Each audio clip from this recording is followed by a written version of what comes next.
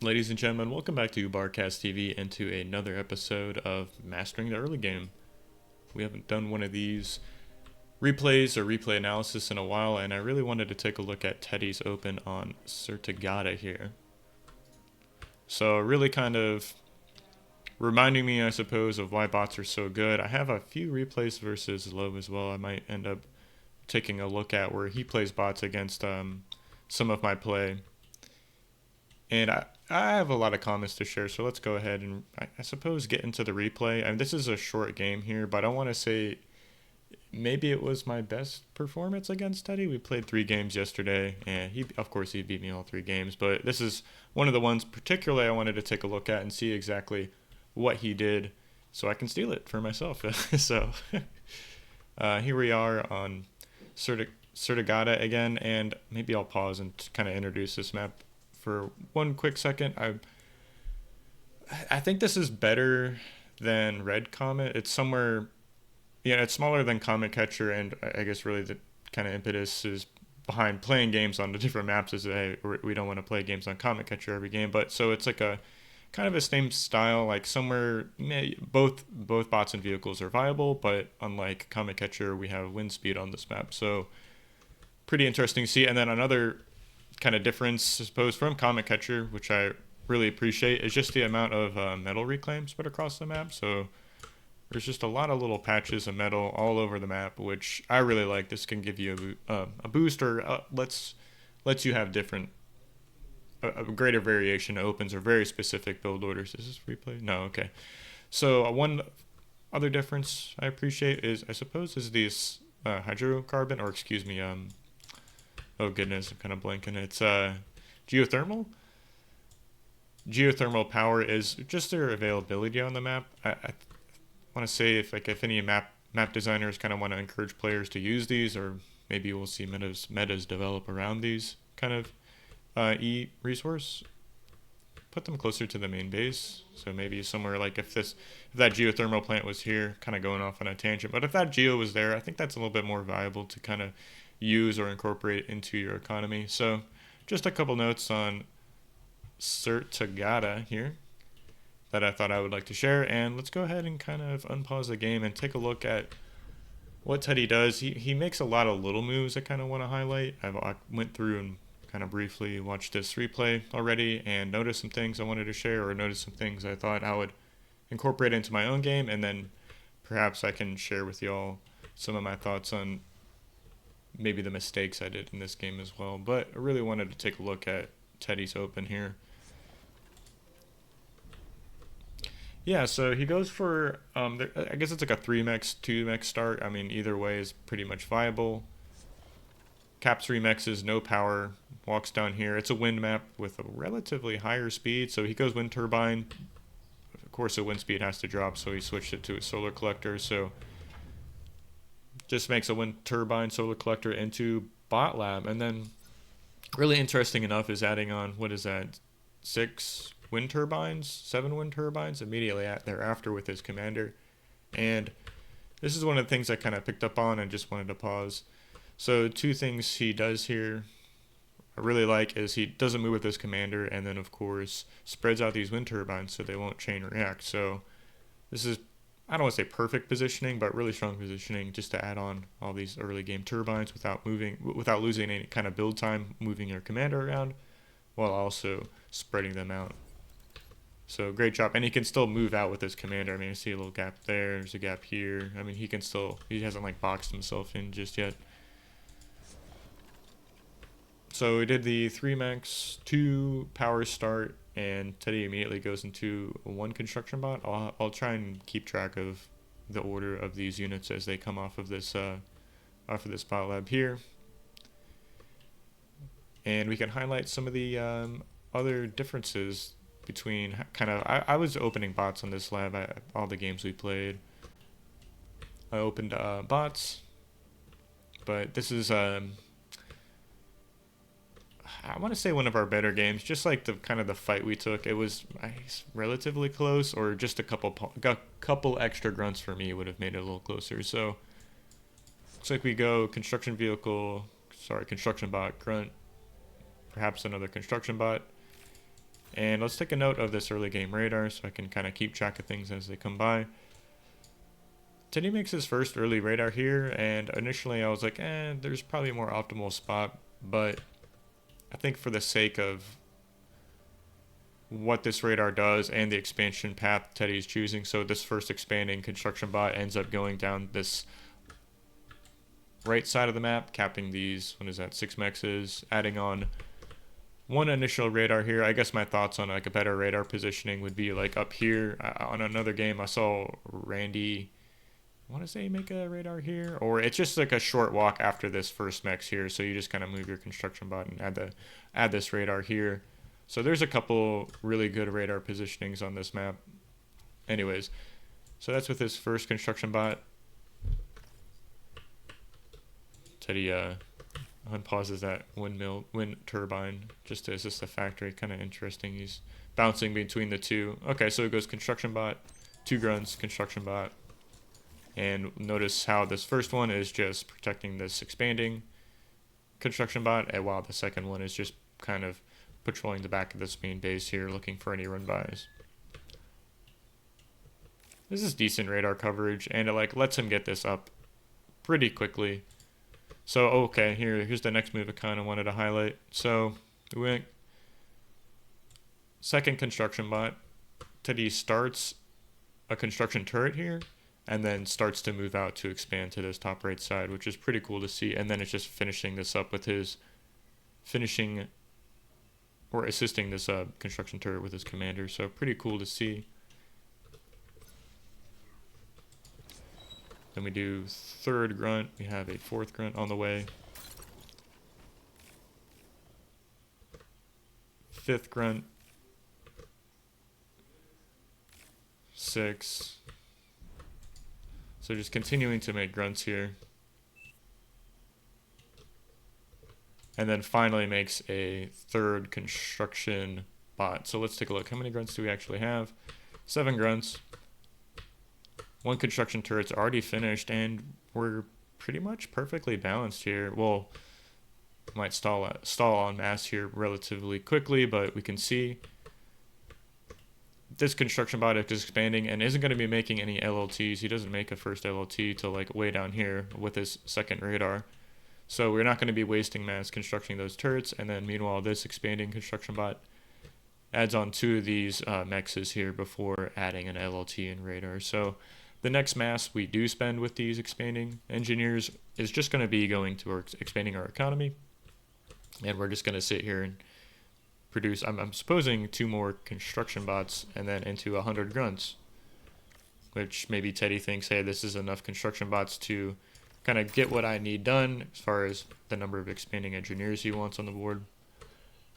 And this perhaps brings me to, I guess, a good spot to pause and talk about some of my own thoughts. So I think this is a really good open in the sense of like how greedy it is. Now, Teddy might just be doing this because he knows perhaps how passive I play or defensive in a manner. So he's like, all right, well, I can just make three expanding engineers across the map and play greedy that way. And he has a couple of them defended, or these run-by locations defended by grunts. He's not completely blind expanding, no military units at all. But kind of the point I wanted to make about this is something you can incorporate into your own play. And if you're, I guess if you have like a bar graph and you think, well, how greedy can I play versus how many military units I want, right? So it's like you can play greedy and not have military units, or have a lot of military units and have like a lower economy as far as compared between the two, right? What I'm trying to say is, if you are always going towards like the greediest build, if you're always doing the greediest build and your opponent is punishing you for it, this is a better way to learn and improve, as opposed to doing the most aggressive all-in moves you can make and your opponent kind of punishing you and overcoming that with defense, right? So like the prior of which, being aggressive with expanding and kind of getting punished for not having enough military units, it's like an easier adjustment to make, or you'll get a better intuition about the game. I think this is something I'm gonna incorporate into my own style. Just push the envelope as far as how greedy you can play, get punished for it, and then somehow walk it back. You know, put on more radars, add in a couple extra grunts between construction bots, right? So you can kind of do those kinds of adjustments to protect yourself, but you want to be playing greedy and getting punished for it. I think that's a great way to learn. And a second point I wanted to talk about is just this map, and I've seen a couple replays, and I want to say I didn't see any of these pros, like Zlo, Teddy, Andy. I didn't see any of them going for this early game reclaim, and I want to say that's a mistake. I mean, there's so much reclaim on this map. Let's take a look and see. I mean, I've soaked up some of it here in the middle. I mean, 1,300, that's nothing to scoff at. That's a lot of units here. We can see these grunts are 36 apiece, right? So you do the math. It's a lot of grunts. And like, what is this costing me? I can see like this expanding construction bot's a little far behind. This one's far behind. I don't have a radar built. I still have 3 construction bots on the board though. And what is this? Was that 5 grunts? 4 grunts? But my economy could be a little better. You can see I have like 600 mass in the bank. Not that this is like indicative of how good of a start I have having this much mass unspent. We can see Teddy's got like nearly spent all his mass. Take a look at the statistics. Well, I'm up by 300 mass, so I'm not sure if that's like mined or including what I've reclaimed from the center of the board here. So I can unpause it and just take a look. No, that's not fine-tuned enough to keep track of that. But anyways, so back to the replay and Teddy's aggressive expansion style. See, he has one expanding engineer on the top side of the board, one going on the right, one going to mid, and just adding on radars, really sparse LLTs, just kind of relying on these radars. See your first initial ones. I really like this radar positioning over here. And then we have a radar and an LLT, and the rest of these run by locations that he wants to be able to defend. He's going to use radar coverage to kind of and units to protect himself against all these kind of lanes and attacks here. So really smart move. Just another thing to kind of pick up on is how these high-level players like to expand or protect themselves. Sure, as the game bogs down, we'd see Teddy add on a lot more static D, like you see it's kind of these games devolve into, but it's neither here nor there. And finally, we see Teddy's gone ahead and made one of these res bots here. So I would argue you can make those earlier and kind of have that incorporated into your opening build, but you know, Teddy thinks differently. And still just sitting in the main base, has one construction turret and a commander, adding on wind turbines and assisting the factory when he can. So I can maybe just talk about these nice little rim buys Teddy was able to get off. So he's able to take out both of my expanding construction bots, one on the south side, one on the left side. So it really slows me down. And the game kind of ends relatively shortly here. I mean, we'll see here in a second, but just wanted to comment. Really, the main things I wanted to share was like how Teddy opened the game here, how he chose to expand. He's got 1, 2, 3, 4 expanding construction bot, and it's just continuing to make grunts. So it's not really a complicated build order, I guess. And maybe he's playing so aggressively with these expansions just because of my own play style. But this is definitely something I'm going to try and work into my own play. Just be so greedy and let your opponent try and punish you for it, right? Because it kind of puts the ball in their court. Maybe that's the point I didn't quite make, is like why this is so strong is if your opponent doesn't react to it properly or falls behind economically, well, there's your advantage, right? So it's like you're yeah, just a good way to get an advantage. I don't know how much more I want to say about that, but yeah, I'll unpause the game. You can see this game's going to end relatively shortly here. Trying to get a little run by damage here that gets cleaned up by a couple spare grunts. Teddy had the radar coverage to see that coming, and I mean, look at this, 5 minutes in the game, we already have 3 radars up. Great map control. Grunts in the center of the board. Relatively balanced economy. See, Teddy's going to go in here. Okay, I can see kind of some other things I wanted to talk about here. So Teddy starts not really floating mass, but needs to find a way to start spending all this extra mass. So we can see his response here. Stops assisting the factory with his commander, starts adding on wind turbines. Gets one of these construction bots out, and we can see what he's doing. So he's going to go construction turret, 9 wind turbines, 2 more construction turrets, and then a bunch of wind turbines. So I think this is a really well balanced. Maybe perhaps it could have been a little bit earlier timed. You can see Teddy has about 800 mass in the bank here, but as far as scaling your economy between build power and E, because we already have the mass, right? Or we're continuing to expand, so that's not threatened, or it's going to increase even. So just a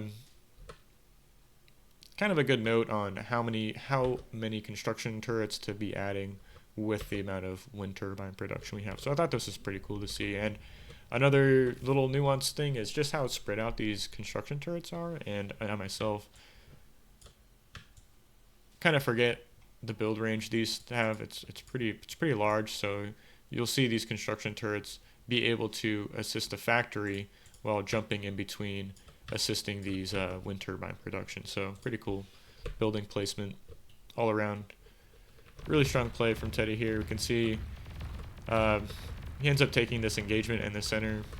Excuse me. A little bit of miss micro. We can see, I mean, a lot of these grunts are like so low health, so that's how these battles kind of end if one player has an advantage. You'll kill about the same number of grunts, but you'll have a lot more left over, so that kind of ends the game. It'll just snowball out of control from here, really. But just wanted to share my thoughts with y'all on this Teddy's Open. I'm gonna be studying this. Hopefully, this was a thorough enough review of Teddy's Open here and how he likes to play on Sertagatta, and maybe you can use this in your own play. So thanks for watching, and I'll see you in the next replay.